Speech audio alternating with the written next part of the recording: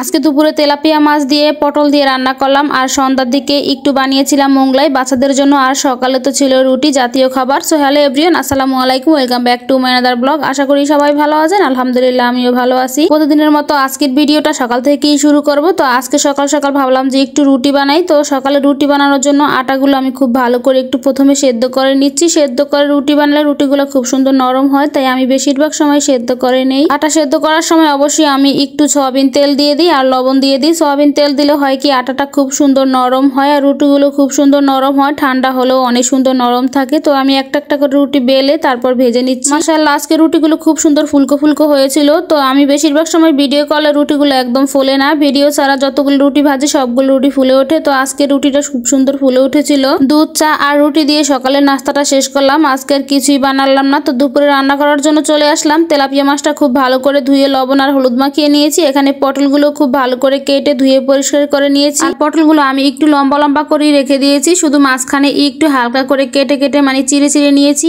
এখন খুব ভালো করে মাছগুলো ভেজে নেব, দুইটা পিঠ খুব সুন্দর করে ভেজে নেব। আর তেলাপিয়া মাছটা খুব অনেক বড় ছিল, তো বড় মাছ দিয়ে তরকারি দিয়ে রান্না করলে অনেক বেশি মজা লাগে। আর তেলাপিয়া মাছের সাথে আমি লবণ হলুদের সাথে একটু লেবুর রসও দিয়েছিলাম। লেবুর রস দিলে একটু পুকুরের মাছের গন্ধটা কম আসে, তাই আমি এভাবেই করে দিয়ে তারপর ভেজে নেই। তো মাছটা ভাজা হয়ে গেলে এখানে সমস্ত মশলাগুলো খুব ভালো করে কষিয়ে নিয়েছি। এখন কেটে ধুয়ে রাখা পটলগুলো দিয়ে দিলাম। পটলগুলো দিয়ে খুব ভালো করে নেড়েচেড়ে একটু কষিয়ে নেব। তো আমি ঢাকনা দিয়ে খুব ভালো করে নেড়েচেড়ে একটু কষিয়ে নিয়েছি। আর আজকে রান্নাটা একদম কাঁচামরিচ দিয়ে রান্না করতেছি, একটু গুঁড়ামরিচ দেবো না, শুধু কাঁচামরিচ দিয়ে রান্নাটা করে নেব। তাই হয়তো কালারটা একটু সুন্দর নাও হতে পারে, কিন্তু খেতে অনেক বেশি মজা হয়েছিল। তো পটলটা কষানো হয়ে গেলে একটু ঝোলের পানি দিয়ে দিলাম। আমি পানিটা গরম পানি দিয়ে দিয়েছিলাম, কারণ গরম পানি দিলে একটু গ্যাসও সাশ্রয় হয় আর খেতেও অনেক বেশি মজা হয় যে কোনো রান্না। ঝোলের পানি দিয়ে কিছুক্ষণ রান্না করে তারপর দিয়ে দিলাম সবগুলো মাছ। তো মাছগুলো খুব ভালো করে দিয়ে আমি একটু ধনিয়া পাতা দিয়ে ঢাকনা দিয়ে কিছুক্ষণ রান্না করে নেব, একদম ধনিয়া পাতাটা সেদ্ধ হওয়া পর্যন্ত। এর ভিতরে আমি একটু নেড়ে চেড়ে পটলগুলো দেবো, যেন পটলগুলো খুব ভালো করে সেদ্ধ হয়। তো এদিকে আমার পটলগুলো সেদ্ধ করা হয়ে গেছে, ধনিয়া পাতাটাও খুব ভালো করে সেদ্ধ করা হয়ে গেছে। এখন চুলাটা অফ করে দিলাম। তো দুপুরে আর কিছু রান্না করিনি, কালকে লাউ রান্না করেছিলাম, তো লাউটা ছিল বলে আর কিছুই রান্না করিনি। এই ছিল আজকে দুপুরে রান্না বান্না। তো বিকেলবেলা বাচ্চাদের জন্য একটা মোগলাই বানালাম। তো ওরা আবার সন্ধ্যার দিকে কিছু না কিছু খাবেই, তো প্রতিদিনই কিছু না কিছু ওদের জন্য আমার বানাতেই হয়। কালকে সন্ধ্যায় মোগলাই বানিয়েছিলাম, তো আজকে সন্ধ্যায় মোগলাই বানিয়েছি, কারণ কালকে খেয়ে অনেক মজা পেয়েছিল গরম গরম, তাই আজকেও বলছিল আজকেও মোগলাই বানাইতে। তো আজকেও বানিয়ে দিলাম, খুব মজা হয়েছে। আমরা সবাই মিলে মোগলাই দিয়ে সন্ধ্যার নাস্তাটা সেরে নিলাম। সাথে অবশ্য চা ছিল,